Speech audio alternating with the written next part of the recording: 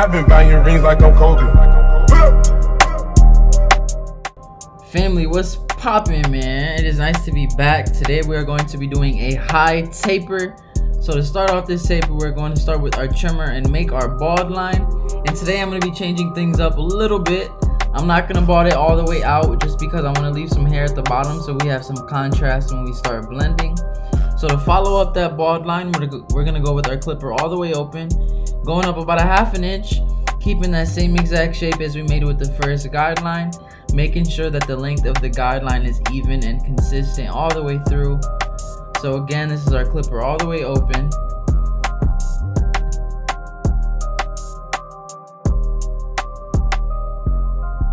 Now to get rid of that line in between the open and the bald line, I'm going to start with my clipper closed, just tapping the line, going up slightly, and then as we move up, you'll see me open the lever gradually. And what this is going to do is start to erase that line. And if it's not perfect the first time through, don't worry about it. We always go back in detail. So again, to start that line, we're gonna go closed, then we're gonna open it slightly, and then we're gonna open it a little bit more as we gradually get to the top of that guideline.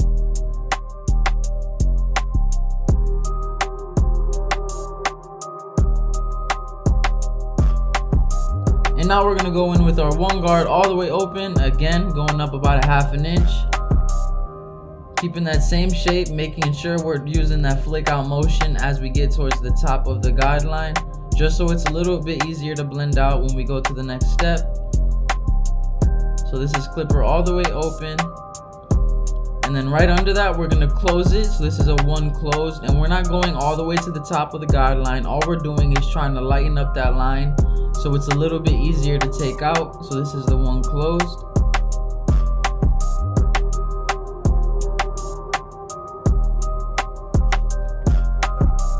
Now to get rid of that line that we just lightened up, we're gonna go with our half guard open, and then we'll close it gradually as needed. So if you go in open and you see that it's not really doing much, not taking out that line, you're gonna close it slightly until that line is completely taken out. And you're just gonna continue to just go over, kind of detail as we go, make sure that it's as perfect as we possibly can get it. So you'll see me playing with the lever, opening and closing as needed, just to get rid of those dark spots and make that blend look fluid and consistent.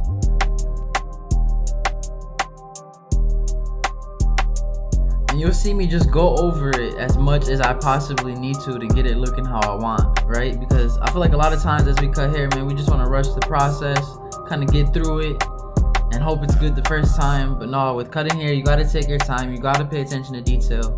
Especially if you want to be a barber that stands out in your local community, that could be considered one of the best, you got to pay attention to detail.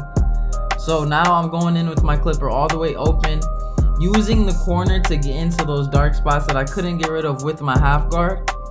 So you'll see me hold the clipper at an angle, and I'll go in open using the corner, and then if it's not doing the job, I'll close it just a little bit. And you can see as I do that, it gets that blend looking tight, it gets the blend looking consistent. And I'm really using the corner, family, not just a little bit, like I'm literally using the corner of the blade. I'll hold it at an angle.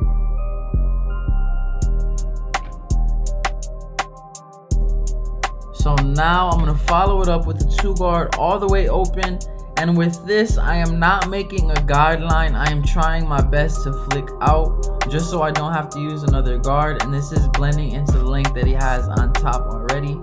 So this is my 2 guard all the way open, going up about a ½ inch and really exaggerating that flick out motion as I get to the top. And now to get rid of that last line, we're gonna go with our half guard all the way open. And then again, we're gonna close it gradually as needed. And you're gonna hear me repeat a lot of the same things just because with cutting hair, everything is the same. You know what I mean? You wanna make sure that your process is consistent, that it doesn't change.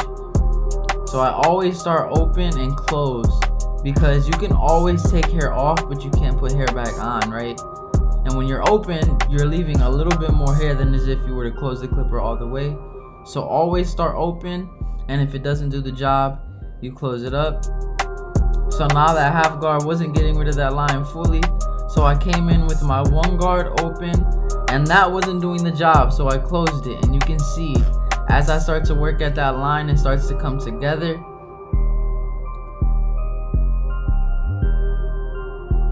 Again, using the corner of the blade. I've been buying rings like I'm Kobe.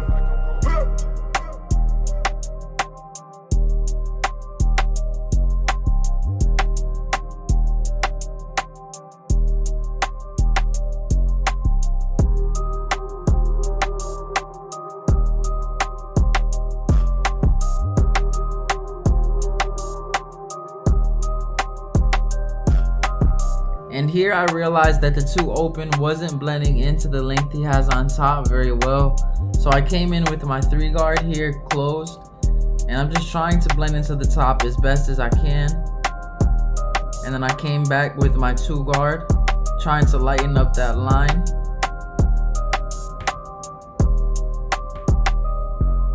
Just kind of working at it, seeing what works, what doesn't.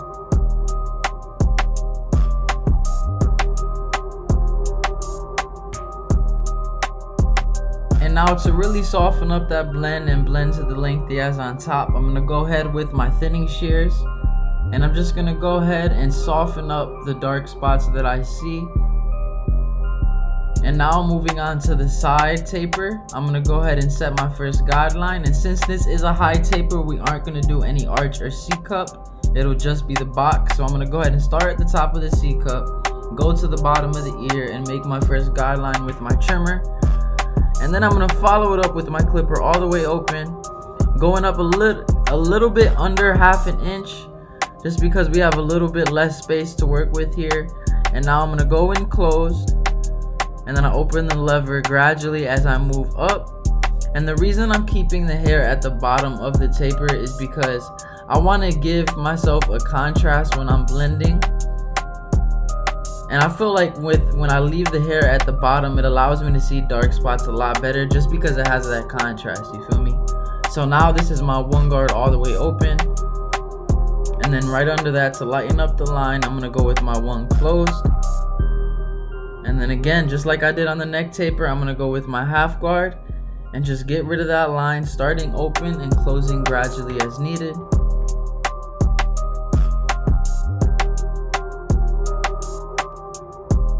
This is my 2 guard open, again exaggerating that flick out motion, trying to blend into that length as best as I can, but I still do think I follow it up with the 3 guard. And then right under that, I'm gonna go with my 1½ guard all the way open, and I seen that it wasn't doing the job, so I went ahead and closed it.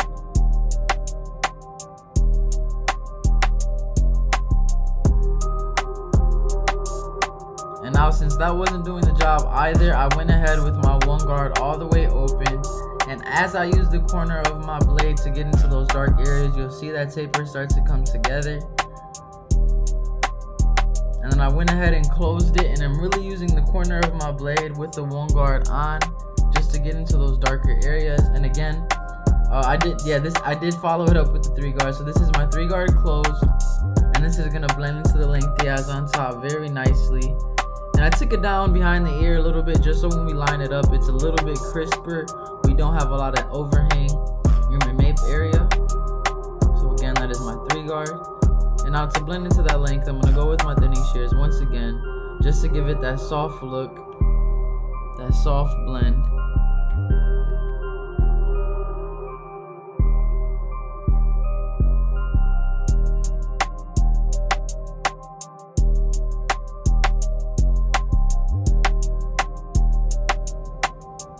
And now when lining up the nape area, I always start at the top of the ear. What this allows me to do is not take this line up too high above his ear to where it looks super awkward.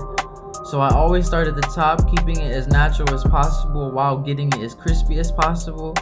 And then I'll move my way down, giving it that nice round shape. And now I'm gonna go to the bottom of my nape area and start to connect it with the top. And as I do that, it allows me to get that nice crisp round shape while keeping it as natural as possible. And you always want to make sure you brush the hair back down, just so you're getting all the hairs and there's no hangovers when they go brush their hair at home. And now I'm gonna go ahead and bald the rest of it out. And then I'm gonna follow it up with the shaver just to get it a little bit closer to the skin and add some longevity to the haircut. And now moving on to the lineup, I always start in the middle of the head, and then I'll move either to the right or to the left, and then I'll even out the opposite side with it as well. So I started in the middle, and now I'm moving to the left,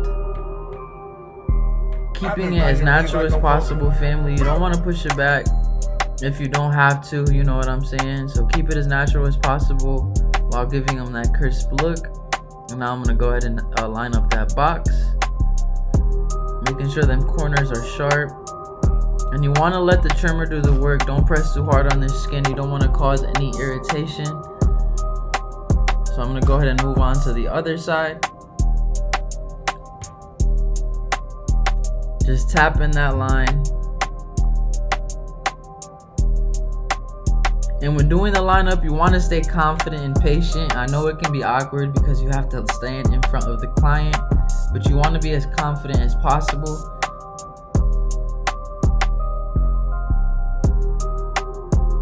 And right here, you can see that lineup is looking pretty straight, family. So I'm gonna go ahead and detail it a little bit more. And now to add some sauce to the haircut, I'm gonna go ahead and use some enhancement. And this is a kiss and alcohol mix. And I'm just spraying it on the line very lightly, trying to keep it as natural looking as possible. But this just takes the haircut to the next level. And now I'm gonna go ahead and follow it up with my razor. And as you can see, he has a little pimple around his hairline area, so we're being careful of that. You want to make sure you're stretching the skin.